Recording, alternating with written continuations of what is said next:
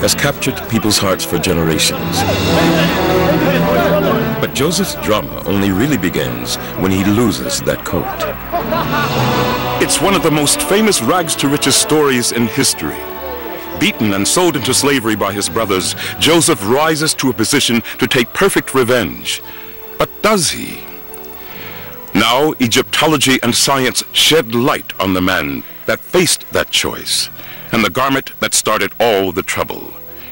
Joseph and the multicolored coat.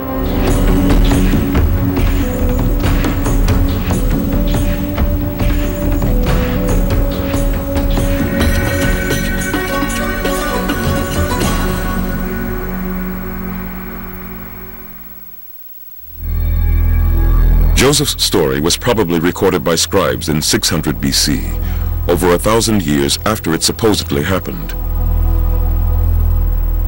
No record exists as to who wrote it or where they got their information.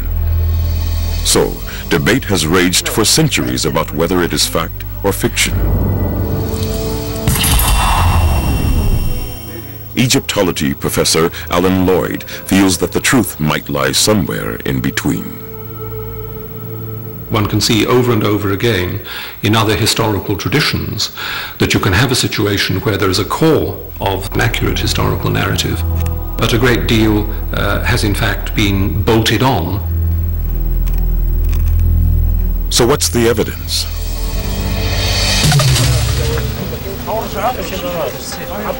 The story is set in Canaan, modern-day Palestine, Syria, and Israel, about 4 centuries before the time of Moses, around 1600 to 1700 BC.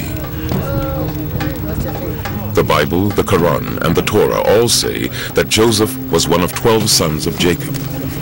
They were a family of nomads, moving with their animals from one desert location to another. Sibling rivalry is a theme most central to the story. Lloyd Llewellyn-Jones, an expert in the family life of the ancient world, says that sibling rivalry was strong in Joseph's culture because wealthy men in those times had many wives. Each wife wants their son to become the next leader, to be the next chief of the tribe, or the next king in some cases. And this is certainly inherent within the story of Joseph, where we see rivalries set up between the brothers from a very early age. Joseph, we must remember, and then Benjamin after him, is the son of a second wife. The other brothers are all sons of other wives. So there is this rivalry that seems to go on there. Power, money, and status would pass to whichever son is chosen as leader. So the brothers would constantly be on the lookout for signs of favoritism. A coat given to Joseph by his father would be such a sign and would have ignited any rivalry among Joseph's brothers. The coat has been portrayed as one of great elegance, ablaze with color, the stuff of legend. Could such a garment have existed in 600 BC?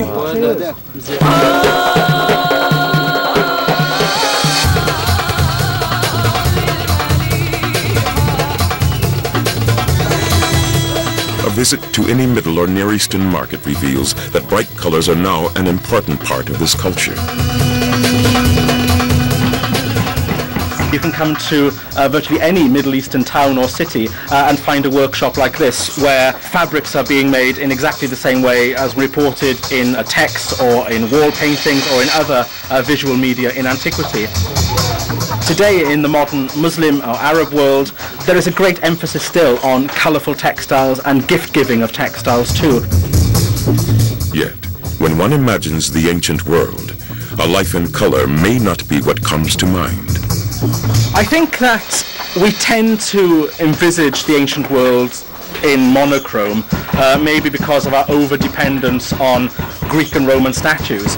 I think we have to put that out of our mind and remember that the ancient world, and again the Near East in particular, was a riot of colour.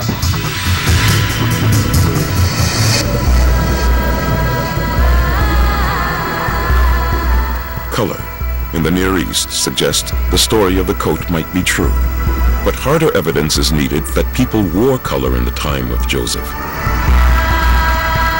The search for evidence takes us deep into the Egyptian desert to tombs built in 1800 BC.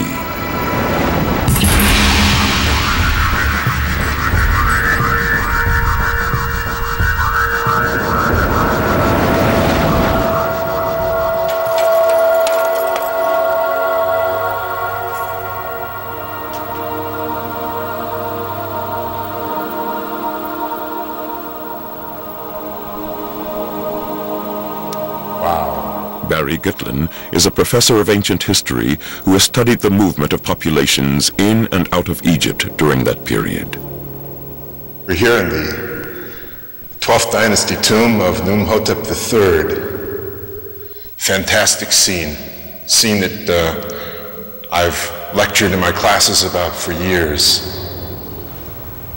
Numhotep was a high official of Pharaoh Amenemhat I. Depicted on the walls are various scenes from his life. Some are people he lived and worked with, but there's one scene of a group of travelers with a very different appearance.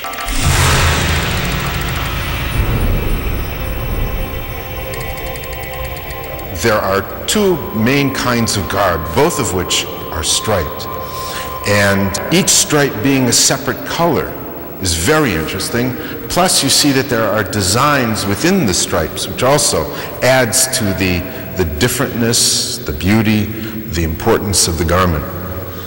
And as such, both represent the kind of garment that a character like Joseph could have been interpreted by the writers of the Bible as having worn. But these are examples of multicolored coats in an Egyptian tomb. What's needed is a clue that these travelers might be from Canaan, Joseph's homeland. Egyptians were always depicted as clean-shaven. Canaanites were always shown wearing beards.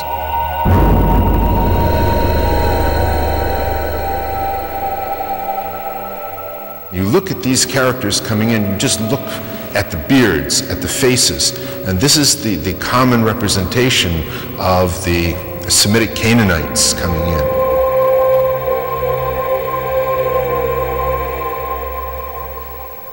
The markets of modern-day Middle East and the tombs of Egypt suggest that Joseph did have a multicolored coat. But the evidence doesn't explain why his brothers acted the way they did. There must have been something else about that coat that generated such envy.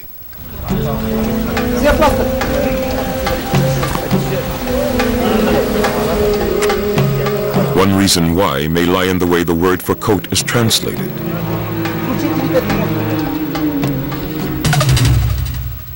Now, when we go back to the Hebrew, as recounted in the book of Genesis, we seem to have an indication that the garment is a special garment. The word that's used to describe it is only found once more in the Old Testament, and that's in the first book of Samuel, where it's actually referred to as a long-sleeved garment. And of course, long sleeves make something quite impractical to work in, so it's a sign of status if you can have long sleeves on your garment. Long sleeves weren't the only indication of status. Great prestige may have been attached to the colors used in the coat. In the ancient world, vivid color was popular but hard to come by.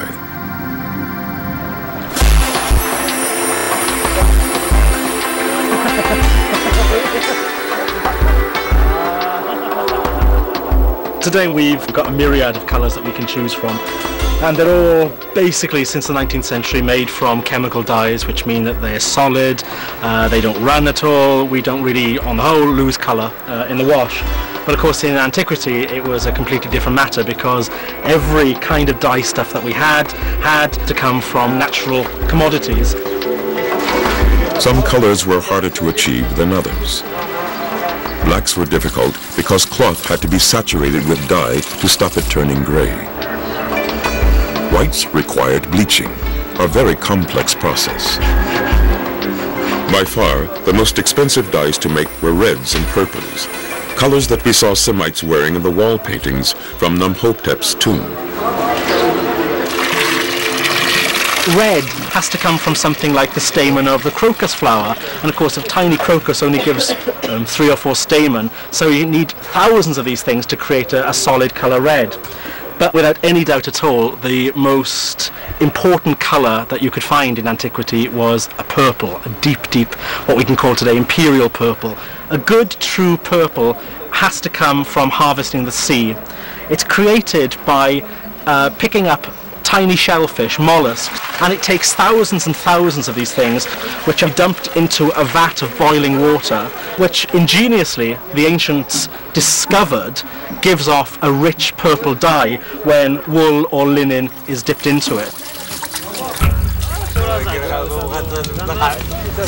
To be given a coat made of purples and reds would have incited Joseph's brothers even further. It would have sent them a clear message. Joseph was their father's favorite son.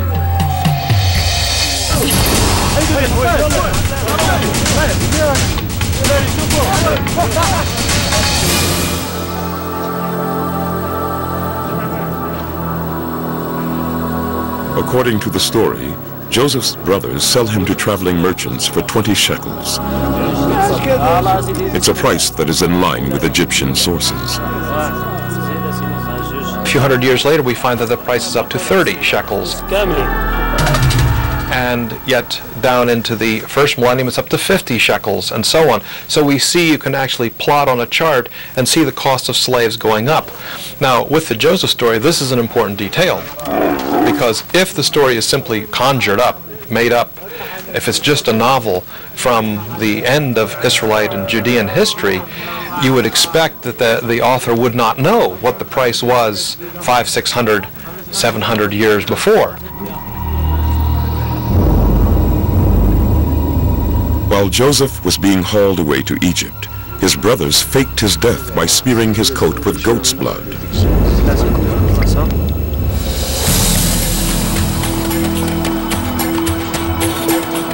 Joseph is sold as a slave to Potiphar, the chief of Pharaoh's army, a man in charge of soldiers, horses, and chariots. He's rich and powerful, with a large house and staff. The Pharaoh is unnamed, and no mention of Potiphar has ever been found in ancient documents. But the Brooklyn papyrus found near Luxor dates back to Joseph's time and proves that the use of Semitic servants in Egypt was surprisingly common.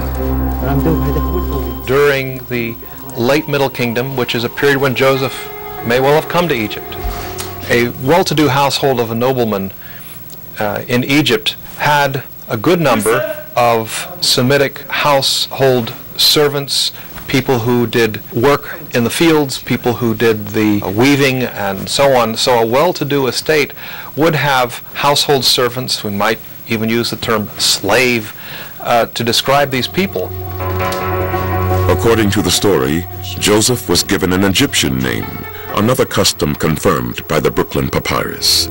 Their master may have had a hard time vocalizing their foreign name, and so we have the name X, who is called Y. Now, X being the Semitic name, who is called Y, his Egyptian name.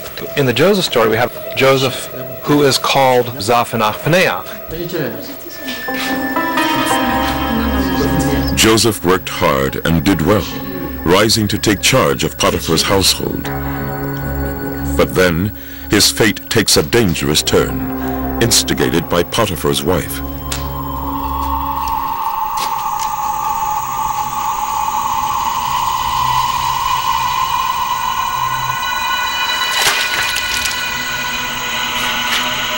She makes a pass at him. When Joseph rejects her advances, Potiphar's wife accuses him of trying to rape her.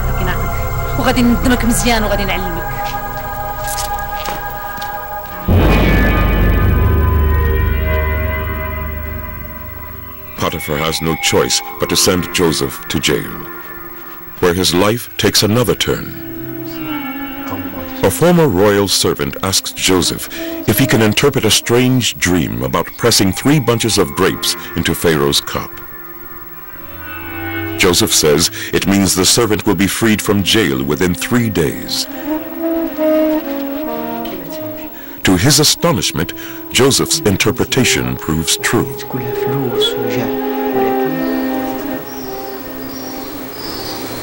The servant takes news of Joseph's skill to Pharaoh, and Joseph is freed with one caveat. He must now interpret Pharaoh's dreams himself.